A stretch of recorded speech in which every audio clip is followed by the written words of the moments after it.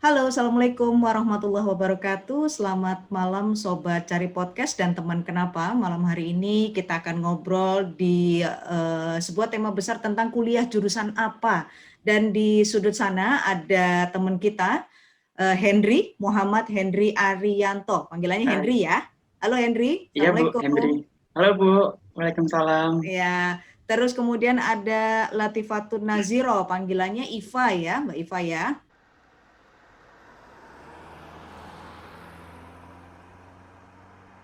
Halo Iva, malam, Assalamualaikum. Semuanya Halo sehat-sehat nggih? Ibu. Sehat-sehat? Alhamdulillah Bu, sehat. Iya, alhamdulillah. Sudah Alhamdulillah. vaksin belum? Belum Bu, ini baru buat surat domisili. Oh, surat domisili. Lo asli mana? Iya. Henry asli mana? Oh, oh iya, saya asli Lamongan Bu. Asli Lamongan. Kalau Iva? Kalau saya asli Malang, Malang. Sekarang posisi di Surabaya semua ya? Surabaya. Iya Bu. Iya. Ya, jadi teman-teman Sobat Cari Podcast dan teman kenapa, ini ada Henry dan Iva. Mereka adalah, kalau Henry adalah mahasiswa semester 8 di Untak Surabaya, jurusan Teknik Mesin. Kemudian kalau Iva sama-sama semester 8 dari Poltek Negeri Malang. Oh, jauh-jauh ya tamu saya di sini akan ngobrol tentang apa sih menariknya kuliah di Teknik Mesin dan Teknik Elektronika. Ya, kita ke Iva dulu mungkin ya. Karena Iva kayaknya lebih pendiam gitu. Jadi saya lebih tertarik untuk korek-korek Iva dulu. Nah, Iva dulu waktu SMA ketika memutuskan oke, aku akan kuliah di Teknik Elektronika. Itu sebenarnya yang kebayang apa tentang Teknik Elektronika? Kalau awal-awal dulu ikut, karena kan saya SMK-nya elektronika juga kan Bu. Jadi, Oke. jadi bayangannya nanti itu pas di awal masuk SMK, nah itu gara-gara dulu itu bisa nyalain lampu. Jadi saya kebayangnya keren banget kalau seorang perempuan itu bisa nyalain lampu atau bergelut di dunia teknik elektro gitu. Saya cuma sekilas dulu bayangannya seperti itu. Ternyata kalau didalami juga bidangnya sangat banyak dan menarik sih. Oh gitu ya. Jadi memang dari SMK sudah elektronika ya. Dulu SMK-nya juga di Malang Iya, juga? kalau saya di Kepanjen Kabupaten Oh, Kabupaten Malang. Oh, padahal kan Malang. kalau setahu saya teknik elektronika tuh kayak dunia yang boys club banget ya. Maksudnya banyak cowok-cowoknya kan ya di situ ya. Iya Bu, kami minoritas. Minoritas. Nggak enak ya bilangnya minoritas. Jadi emang udah linear ya, berarti dari SMA terus lanjut lagi ke teknik elektronika gitu. Kok saya tertarik ya, maksudnya gini loh, apa hanya gara-gara kepengen hidupin lampu gitu masuk teknik elektronika? Dulu ya itu awalnya tertarikannya di situ. Terus apa namanya? Setelah tahu elektronikanya seperti apa, jadi ada bayangan mungkin ke depannya saya mau lebih fokus ke arah mana seperti itu. Ke pemrogramannya atau mungkin ke robotik seperti itu. Oh, jadi di teknik elektronika ini, tapi ketika kamu masuk di perkuliahan itu terbayar, artinya terjawab apa? Kamu bisa terpenuhi harapanmu itu, kepengen pemrogramannya, kemudian robotiknya ada itu. Iya ada Bu, Oh, alhamdulillah. ada ya, alhamdulillah. Nah, sekarang Iya, Henry nih. Kalau Henry kan teknik mesin ya, Hen ya? Iya Ya Bu, teknik masih mesin ya, Hen ya. Nah, itu mesin. dulu Iya. dari SMA kemudian memutuskan ke teknik mesin, itu kenapa emangnya? Apa yang menarik dari kuliah di jurusan teknik mesin? Jadi dulu tuh saya SMK-nya sudah di teknik permesinan nih Bu. Oh, sama-sama SMK. Oke.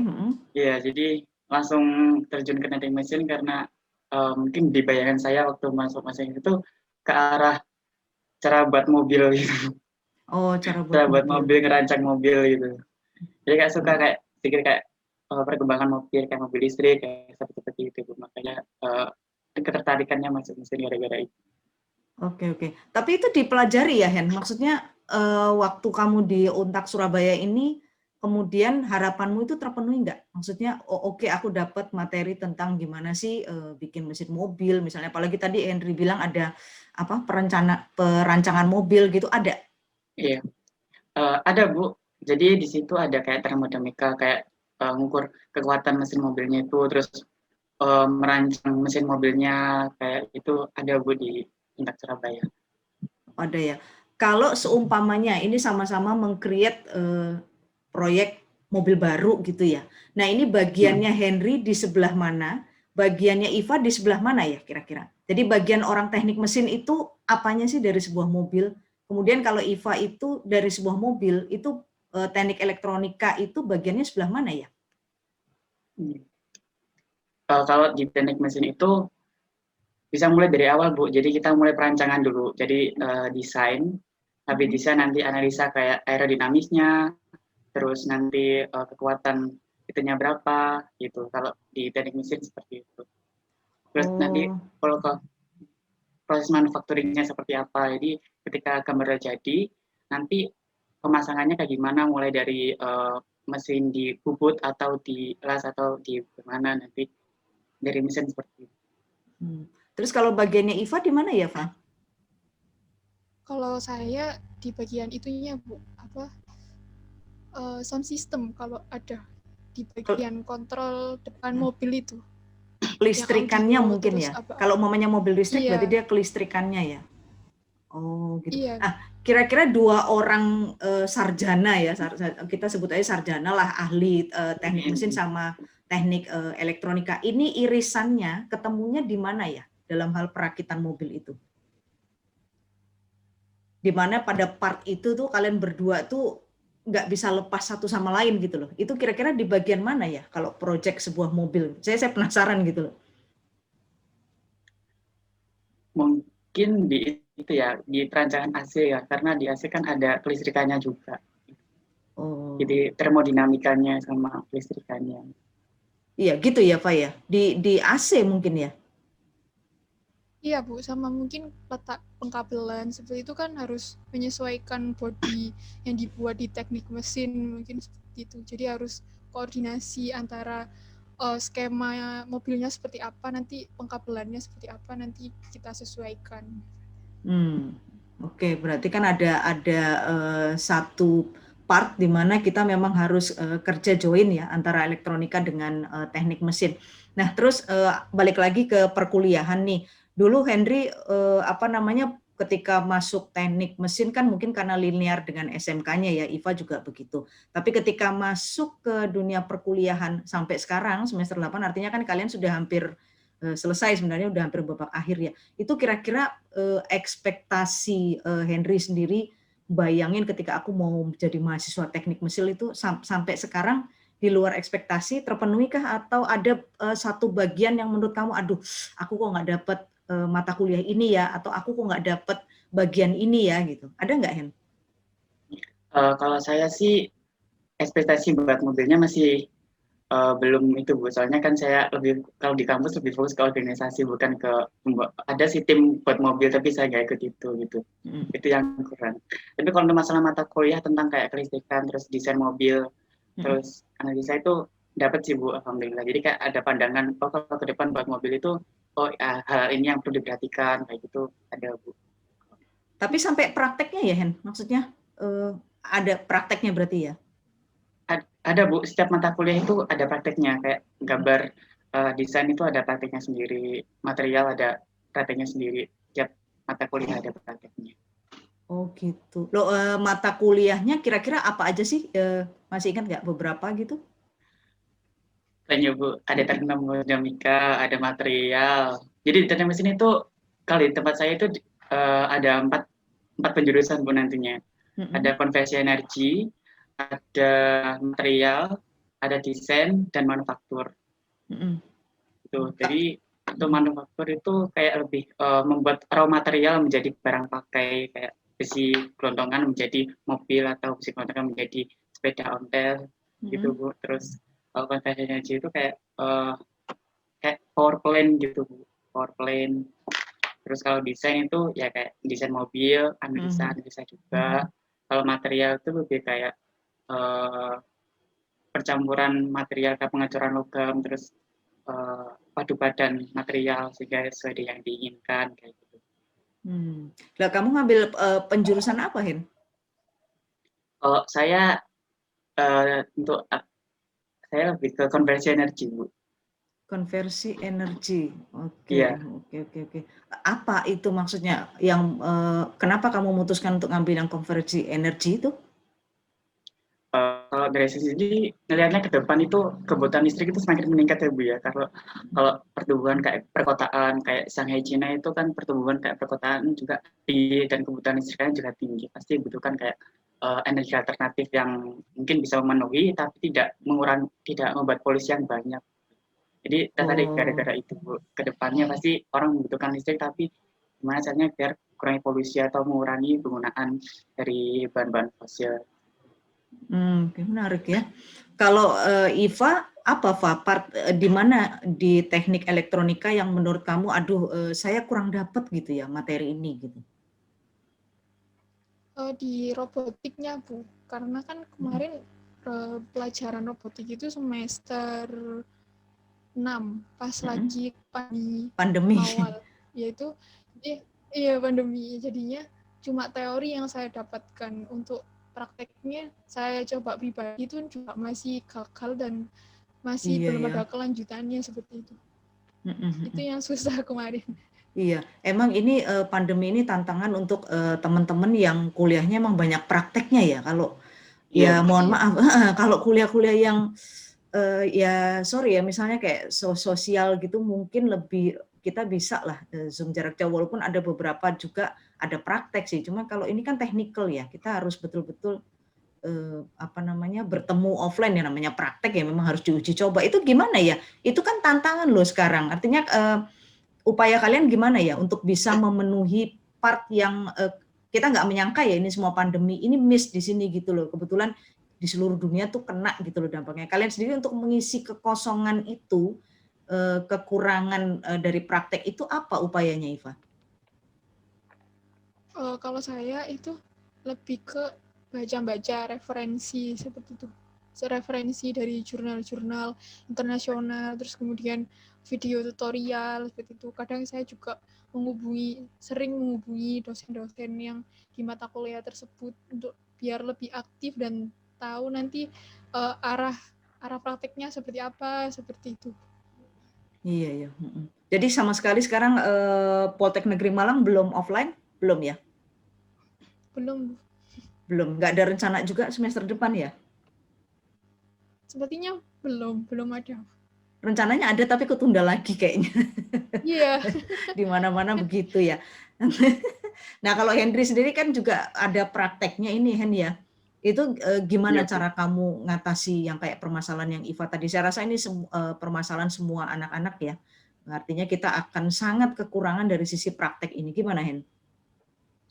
Kalau dari kampus saya sendiri itu sih Bu, di praktikumnya dijadikan online gitu. Jadi agak lumayan mempermudah sih, kayak misalnya praktek gambar itu kan bisa gambar di rumah, nanti hasil gambarnya dikirim ke dosen pembimbing gitu.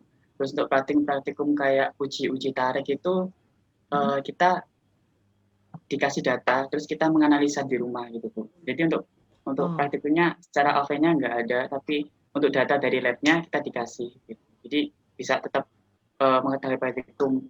Juga dikasih modulnya Bu, modul online juga ada. Jadi oke. proses ambilnya seperti ini. Tapi tetap nggak bisa kayaknya kita harus 100% gitu ya. Iya, Ya kan? Pasti tetap beda ya.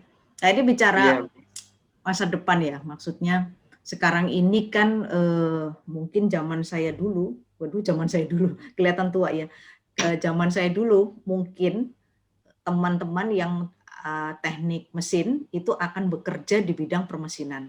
Demikian juga dengan teman-teman yang teknik elektronika ya, mungkin akan lebih banyak kansnya kesempatannya untuk bekerja di teknik elektronika. Tapi sekarang kan eranya beda sekali ya, Fa ya, Henry. Jadi artinya mungkin saja di dunia perdagangan bebas ini orang asing bisa masuk kemana-mana.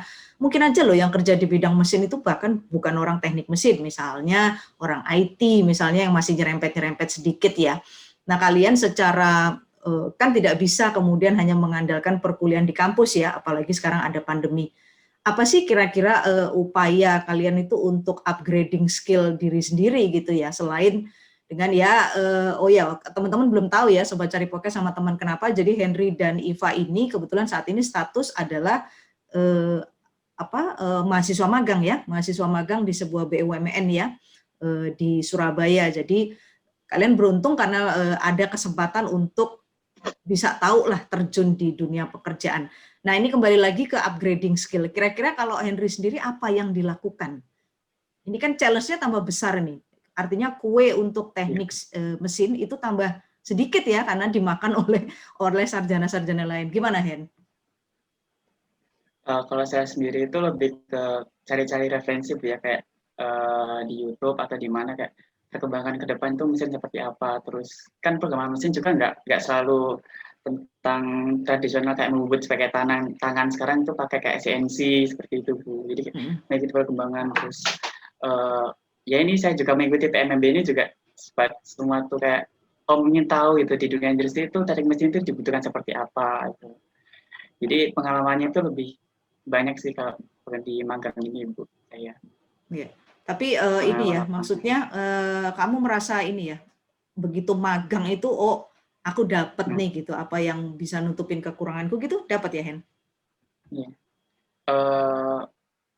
Rasa penasarannya sih kebayar Bu. Juga gitu. challenge-nya juga lebih tinggi juga. Soalnya beberapa tugas-tugas dari magang itu kadang-kadang nggak kita ketahui di kampus, tapi di situ tuh kita harus mempelajari dan harus menyelesaikan itu. Jadi satu new learning gitu kan. Oh iya, oke lah. Bagus lah kalau semangat. Kalau Iva sendiri gimana, Pak? Selain dari mungkin ada cerita yang bisa dibagi, misalnya tidak hanya dari magang di BUMN ini ya, upayanya Iva sendiri untuk upgrading skill itu seperti apa, Pak?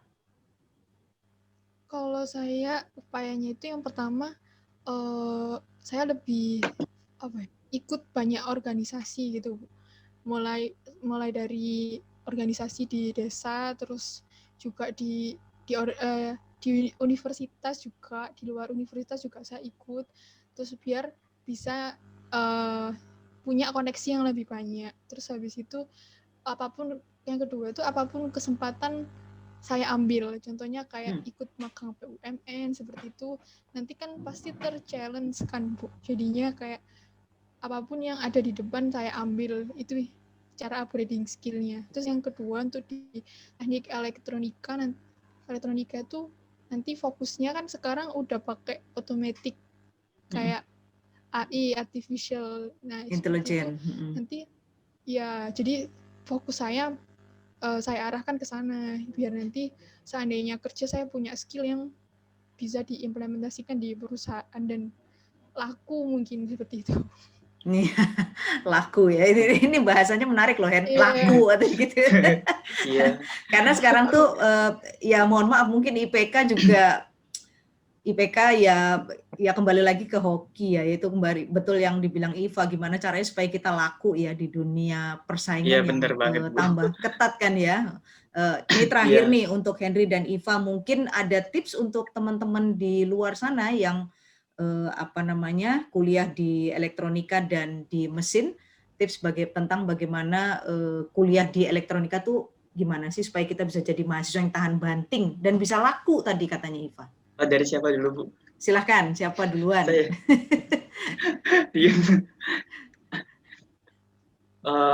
Buat teman-teman kalau mau teknik mesin, perbanyak belajar, upgrading diri, terus saya referensi yang bukan dari kampus saja, dari luar kampus, perbanyak koneksi sehingga pemikiran itu tidak hanya itu aja, tapi banyak pandangan. Itu aja sih Bu, yang bisa banyak pandangan kan nanti harus belajar ini gitu. Itu sih Bu dari saya. Ya, kalau Iva sendiri gimana Pak? Ya kalau saya yang pertama kan pesannya karena ini pandemi juga untuk lebih aktif apalagi di perkuliahan praktek seperti itu. Mungkin kalau usahanya dulu 100% bisa ditambah jadi 200%. 200%. Yang 100 pinjam siapa itu? biar nggak ketinggalan itu Bu, ketinggalan yang lain. Terus seandainya belajar teknik elektro juga jangan hanya ke fokus ke satu titik itu aja, mungkin bisa belajar ikut organisasi bahasa Inggris seperti itu, jangan hanya terpatok di elektronika aja. Iya. Menarik sekali ya perbincangan kita dengan Henry, kemudian juga dengan Iva. Terima kasih banget nih, aku udah di sharing-sharing, Sobat Cari Podcast sudah dapat ilmu dan wawasan banyak sekali ya. Dan sorry saya sudah mengganggu hari Minggu kalian ya. Semoga apa yang kita sharing pada malam hari ini bisa menjadi tambahan wawasan dan pengetahuan untuk Sobat Cari Podcast dan teman kenapa. Terima kasih untuk Henry dan Iva, sukses untuk kalian berdua. Selamat malam. Assalamualaikum warahmatullahi wabarakatuh.